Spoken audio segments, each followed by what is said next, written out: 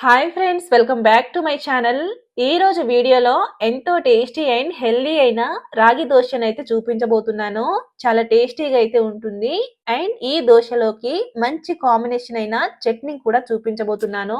అలాగే రాగులతో చేసే ఈ దోశలు బరువు తగ్గడానికి కూడా చాలా బాగా యూజ్ అవుతాయండి. కాబట్టి తప్పకుండా ట్రై చేయండి. ఇక లేట్ చేయకుండా ఎంతో టేస్టీగా ఉండే రాగి దోశల్ని ఏ విధంగా చేసుకోవాలో ఇప్పుడు మనం చూసేద్దాం. ముందుగా చట్నీ కోసం స్టవ్ పైన కడాయిని పెట్టి అందులోకి 1 టీ స్పూన్ వరకు ఆయిల్ అయితే వేసుకోండి.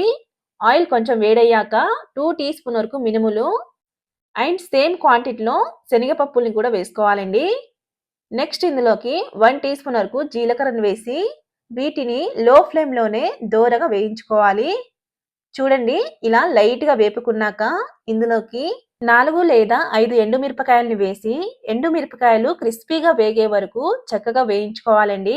ఇవి కొంచెం వేగిన తర్వాత ఇందులోకి 5 లేదా 6 వెల్లుల్లి రెమ్మల్ని కూడా వేసుకోవాలి. పొట్టు తీసి వేసుకోండి. అలాగే 3 లేదా 4 టమాటాల్ని ఇలా కట్ చేసి వేసుకోండి. వీలైతే బాగా పండిన టమాటాల్ని వేసుకోండి. టేస్ట్ బాగుంటుంది. నెక్స్ట్ ఇందులోకి ఇవి తొందరగా కుక్ అవ్వడం కోసం పావు టీ స్పూన్ వరకు సాల్ట్‌ని వేసుకున్నాక వీటిని లో ఫ్లేమ్‌లోనే మధ్య మధ్యలో కలుపుకుంటూ చక్కగా కుక్ చేసుకోవాలండి. ఇలా ఒక నిమిషం పాటు టమాటాల్ని చక్కగా వేపుకున్న తర్వాత ఇందులోకి పావు కప్పు వరకు నీళ్ళను పోసి ఒకసారి బాగా కలుపుకోవాలి. ఇందులో కొద్దిగా నీళ్ళను పోసుకున్నాక మూత పెట్టి టమాటాల్ని మెత్తగా మగ్గే వరకు చక్కగా కుక్ చేసుకోవాలండి. ఇప్పుడు నేను కొద్దిసేపటి తర్వాత అయితే చూపిస్తున్నాను. చూడండి, టమాటా ముక్కలు కూడా చాలా బాగా కుక్ అయినాయి. ఇలా వీటిని మెత్తగా కుక్ చేసుకున్నాక స్టవ్ ఆఫ్ చేసి చల్లార్చుకోండి.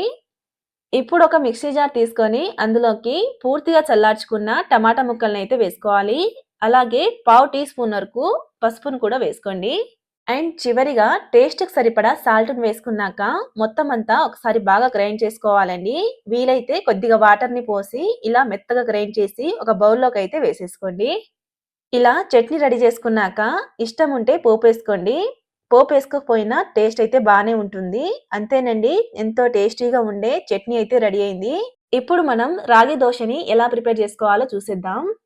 ఫస్ట్ ఒక బౌల్ తీసుకొని అందులోకి 2 కప్పుల వరకు రాగులనైతే వేసుకోండి.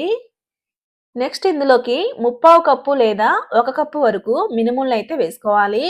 తర్వాత దీంట్లోకి 3 టీ స్పూన్ వరకు బియ్యం, అలాగే పావు టీ స్పూన్ వరకు మెంతులు అండ్ 2 టీ స్పూన్ వరకు శనగపప్పుల్ని కూడా వేసుకోవాలండి. ఇలా ఈ మెజర్మెంట్స్‌లో పప్పుల్ని వేసుకున్నాక ఇందులో నీళ్లను పోసి 2, 3 సార్లు అయితే శుభ్రంగా కడిగేసుకోవాలండి. చూడండి, ఇక్కడ చూయించిన విధంగా రాగుల్ని చక్కగా క్లీన్ చేసుకున్నాక ఇందులోకి 2 టీ స్పూన్ వరకు సగ్గుబియ్యం అయితే వేసుకోండి. సగ్గుబియ్యం వేయడం వల్ల టేస్ట్ ఇంకా బాగుంటుంది. అలాగే ఇందులోకి 1 టీ స్పూన్ వరకు జీలకర్రను కూడా వేసుకోవాలి. దీంట్లో ఇలా జీలకర్రను వేయడం వల్ల చాలా తొందరగా జీర్ణమయ్యి మంచి టేస్ట్‌తో పాటు మంచి అరోమా కూడా వస్తుందండి. కాబట్టి తప్పకుండా జీలకర్రనైతే వేసుకోండి. ఇలా ఇందులో అన్నిటిని వేశాక మూత పెట్టి 5, 6 గంటల పాటు చక్కగా నానబెట్టుకోవాలండి. చూడండి, 5 గంటల పాటు నానబెట్టుకున్నాకైతే చూపిస్తున్నాను. పప్పులు కూడా చాలా చక్కగా అయితే నానాయి. ఇప్పుడు వీటిని మిక్సీ లేదా గ్రైండర్‌లో వేసి నార్మల్ దోస పిండిని ఏ విధంగా గ్రైండ్ చేసుకుంటామో అదే విధంగా దీన్ని కూడా గ్రైండ్ చేసుకోండి.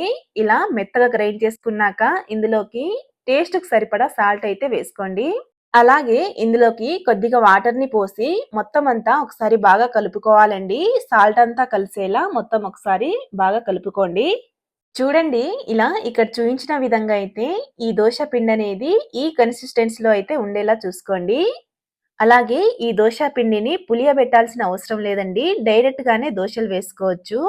చూడండి, పిండిని ఇలా రెడీ చేసుకున్నాక బాగా వేడవుతున్న దోస పాన్ పై 2 గరిటెల వరకు దోస పిండిని వేసి ఇలా ఇక్కడ చూయించిన విధంగా అయితే రౌండ్‌గా అయితే దోసల్ని వేసుకోవాలి. ఇలా దోస వేసిన వెంటనే మంటను మీడియం ఫ్లేమ్‌కి చేసి పైనుంచి కొద్దిగా ఆయిల్‌ని అయితే అప్లై చేసుకోవాలండి. కావాలంటే నెయ్యి కూడా అప్లై చేసుకోవచ్చు. నెయ్యి లేదా ఆయిల్‌ని అప్లై చేశాక మంటను హై ఫ్లేమ్‌కి చేసి దోసని ఇలా ఫోల్డ్ చేసుకున్నాక 2 వైపులా ఎర్రగా అయితే కాల్చుకోవాలండి. చూడండి, ఇలా ఎర్రగా కాల్చుకున్నాక తీసి ఒక ప్లేట్‌లోకి అయితే వేసేసుకోండి. అంతేనండి, ఎంతో టేస్టీగా ఉండే రాగి దోస అయితే రెడీ అయింది. ఈ రెసిపీ గనుక మీకు నచ్చినట్టయితే లైక్ చేసి సబ్స్క్రైబ్ చేసుకోండి. అలాగే పక్కనున్న బెల్ ఐకాన్‌ని గూడా ప్రెస్ చేయండి.